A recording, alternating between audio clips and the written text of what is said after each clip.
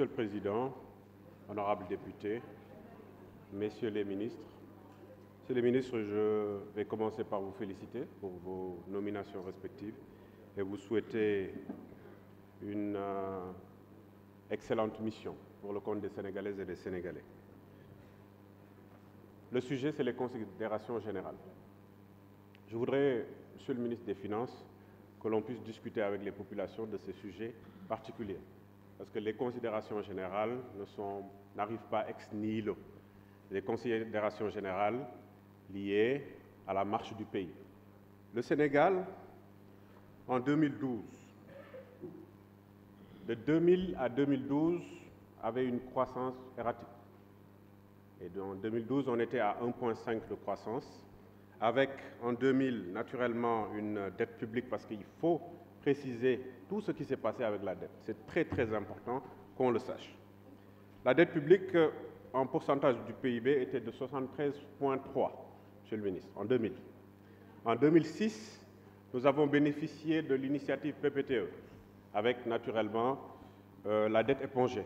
On est revenu à 21,8%, Monsieur le ministre, précisément.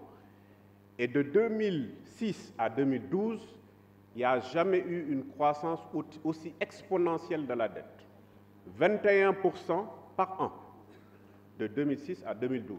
Heureusement qu'il y a eu de 2012 à 2022, à aujourd'hui, une gestion normale de la dette, avec des stratégies très claires, surtout une stratégie de gestion de la dette à moyen terme.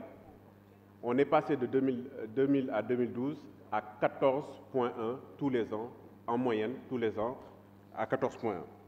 Monsieur le ministre, je voudrais préciser aujourd'hui que sur la dette, qu'est-ce qu'on a? On a 11 326 milliards. C'est 67% du budget, c'est 67%. C'est la dette de l'administration centrale. C'est ça, la réalité des faits. Et on est à moins de 70%. Moins de 70% dans le cadre de l'UEMOA, c'est ce qui est recommandé. Je voudrais préciser sur le budget et les éléments d'analyse du budget. Monsieur le ministre, le budget est à 64 milliards, 6 411 milliards, 5. On était à 2344 en 2012, a été multiplié par 2,7, ce qui est très important dans le cadre du travail qui a été fait. Les recettes internes sont à 3 640 milliards et les dépenses internes sont financées naturellement par les recettes internes à hauteur de 83%. Ça veut dire qu'on va vers la souveraineté budgétaire. Parlons économie, hein. Ce n'est pas des aspects politiques, c'est des aspects précis. On va vers la souveraineté budgétaire. Monsieur le ministre des Finances, je voudrais qu'on puisse discuter de ça et que les populations sachent ce qui se passe sur le plan de la gestion réelle aujourd'hui des finances publiques.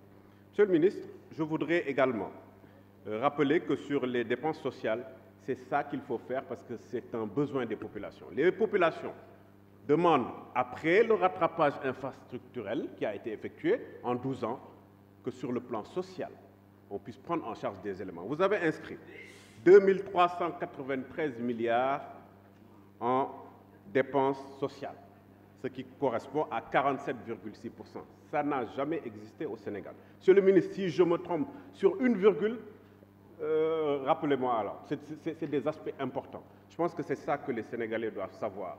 Les Sénégalais ont besoin. Monsieur le ministre, malgré tout ce que le FMI dit, les institutions de Bretton Woods, il faut continuer comme ça parce que c'est le besoin des Sénégalais. Sur ces besoins des Sénégalais, la subvention sur l'énergie doit perdurer. On doit continuer parce que c'est une situation qui est là.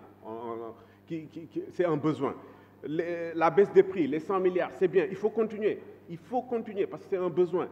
Les Sénégalais, effectivement, pendant la période de rattrapage infrastructurel, ont eu, sur le plan social, des aspects importants à prendre en charge. C'est vrai que de 2014 à avant Covid, il y a eu plus 4,5% de croissance.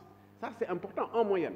Et donc, ça, c'est des aspects importants. Maintenant, quand les chocs sont arrivés, Covid, 2019, 1,3, vous avez quand même fait énormément d'efforts. D'efforts surtout sur les programmes qui ont pris en charge les PME et les PMI et qui ont permis aux Sénégalais de ne pas perdre leurs emplois. C'est des aspects importants. Merci, cher Je vous collègue. remercie. La parole est à